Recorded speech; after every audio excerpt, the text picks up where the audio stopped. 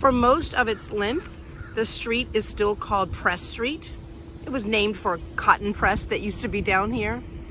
But this little stretch of it was renamed Homer Plessy Way in 2018. I am in a neighborhood called the Bywater, great New Orleans neighborhood, and I'm standing at the intersection of Royal Street and Homer Plessy Way. And as you can see behind me, there are railroad tracks, and there's even a train way back there.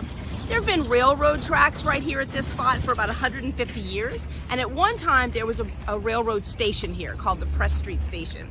And it was at the Press Street Station right here at this intersection that a very significant event in American history took place. And that was when Homer Plessy, who was a black man, got on a whites-only rail car, specifically to challenge the separate car law that said that people of different races had to ride on separate rail cars. Now, this case was challenged, and it went all the way up to the United States Supreme Court. And in 1896, it resulted in the decision called Plessy versus Ferguson that established the phrase separate but equal, but also established legalized discrimination and segregation that went on in our country until well into the 20th century. The mural on the warehouse wall behind me is the artist's vision of what Homer Plessy looked like. No photographs of Homer Plessy exist that we know of, but based on descriptions of him by his contemporaries and knowing actual descendants of his that still live here today, the artist came up with this concept of what he would have looked like. Right next to it is PBS Pinchback, who was mistakenly identified as Homer Plessy in photographs for probably about 100 years. Let's take a better look at this mural.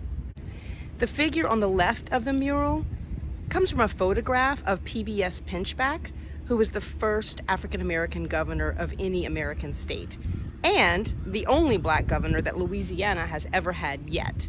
He was the governor of Louisiana from the end of 1872 until the beginning of 1873, which was the Reconstruction period.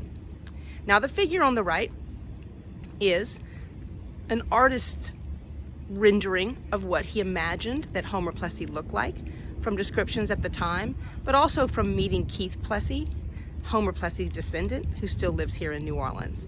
The artist chose to use 8 colors in the depiction of Plessy because Homer Plessy was only 1/8 black. He was 7/8 Caucasian, very similar to PBS Pinchback. Always, always credit the artist. The Crescent City Peace Alliance finally got the state of Louisiana to erect this marker in 2016 to commemorate Plessy's brave act back in 1892. The marker is 2-sided, and on the back side, it lists all the members of the Citizens Committee, or Comité des Citoyens, in 1892. And the Citizens Committee is the group that came up with the plan to have one of their members buy a ticket and get on the train and get kicked off in order to challenge the separate car law. The actual site of the Press Street Station and the railroad yards and the lot next to it are now property of New Orleans Center for Creative Arts, which is an arts high school here in New Orleans. What is now called Press Street Station is also owned by New Orleans Center for Creative Arts. And at one time they had a restaurant here that was staffed by the faculty and the students of their culinary program, but now it's like an event venue space. Also on the site is the Press Street Gardens. This one is also funded by New Orleans Center for Creative Arts. It's gardening and culinary programs that benefit the school and all its programs. Press Street Garden grows herbs and produce that they sell to local restaurants.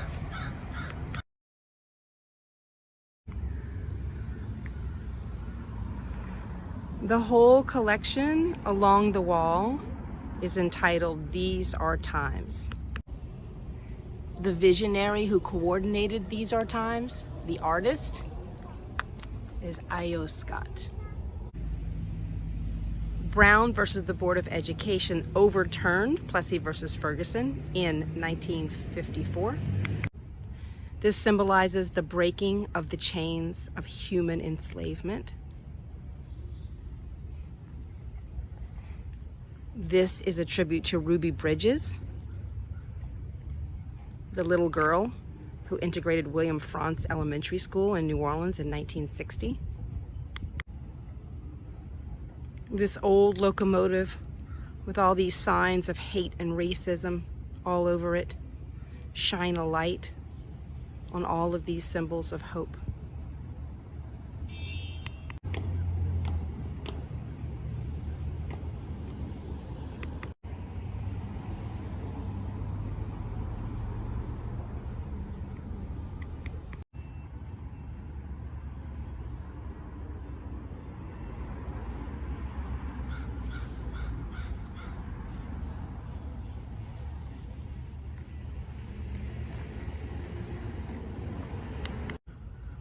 And at the end, a wonderful quote from the Comité des Citoyens.